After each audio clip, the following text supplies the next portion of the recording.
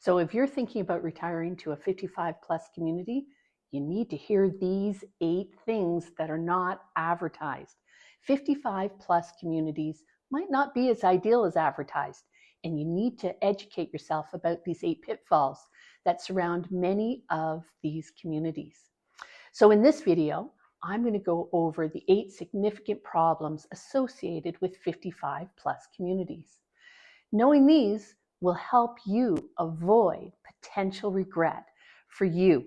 Hi, I'm Deirdre Dunn. I'm a real estate broker in the Wellington and Waterloo regions in Ontario, and I help empty nesters downsize by reducing the stress, anxiety, overwhelm by using my 5-step method I call your next chapter.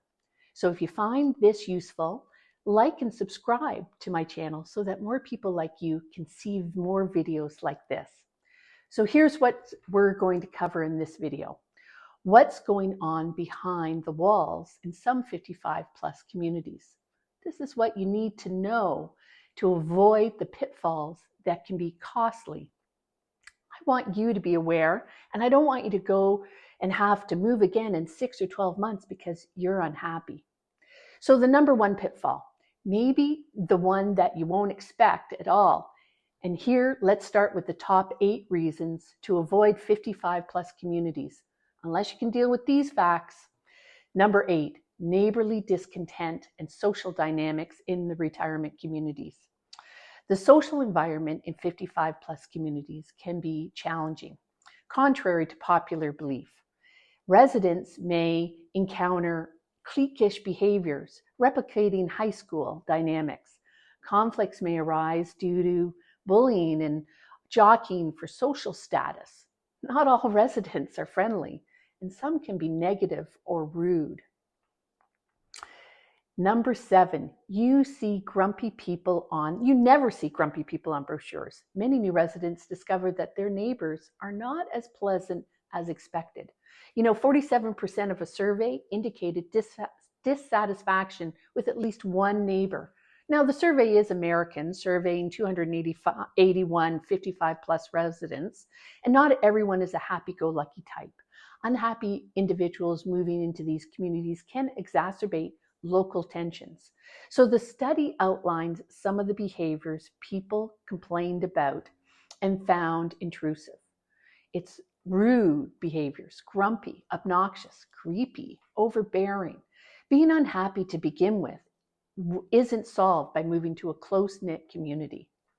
Number 6, additional costs for amenities and financial concerns. So additional monthly fees can become burdensome and increase over time. To have the amenities like a pool or pickleball or other courts is great, but what happens if you decide not to use them in the future?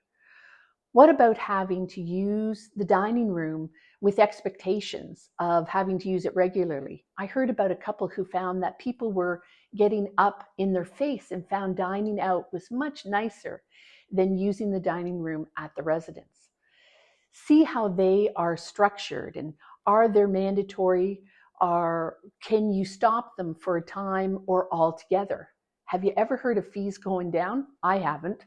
So there's no cap on fees. It's not like rent control here in Ontario. Residents may feel forced to pay for amenities they no longer use. So understanding rules and regulations beforehand is essential to avoid surprises. Number 5, rules and regulations. So rules and regulations, before understanding them before you buy, you want to get a copy of the budget and the board minutes and any covenants. Each community has its own set of strict rules that residents must adhere to. Potential restrictions on pets, size of pet, type of pet, number of pets, even vehicles allowed, number of vehicles allowed, type of vehicles allowed.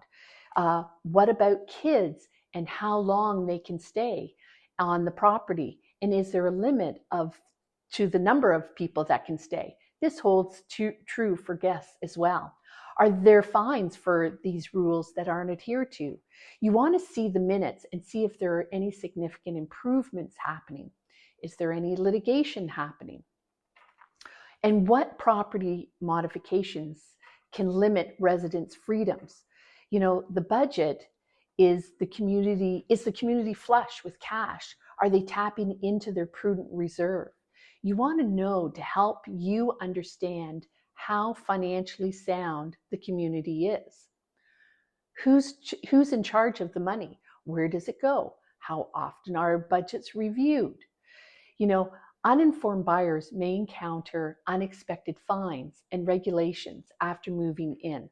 So reviewing community bylaws is crucial for new homeowners. So rule number 4, 55 plus is not a dating app or romantic expectations. So the notion of finding love in a 55 plus community is often exaggerated. The imbalance in male to female ratio may hinder dating prospects. Women outnumber men 3-1. Residents should not expect the community to serve as a matchmaking venue. The reality of community dynamics often falls short of romantic expectations. Number 3, retirement community in the news, crime and community safety. So people move to these often gated communities because they think they're safer. But are they immune to crime? The simple answer is no. In the US, there have been 55 plus communities that have been busted for drug rings and golf cart chop shops inside these communities. Believe it or not, there are property crimes, domestic crimes, or violence, or just because it's an adult community, and people think because it's an adult community, it's safer. So these properties are often common in other neighborhoods. So the misconception on these communities that they're completely safe is misleading. Awareness of potential safety issues is important for prospective buyers. Number 2, what about management of the community? So many residents feel abandoned by the developer after the sale, leading to dissatisfaction. So what about the ongoing management of the community? Many have constant turnover of management staff. So this leads to disjointed management decisions and things slipping through the cracks. And management is like the captain of a ship. If the captain keeps being replaced, the boat and the crew don't have a clear direction and agendas to go by.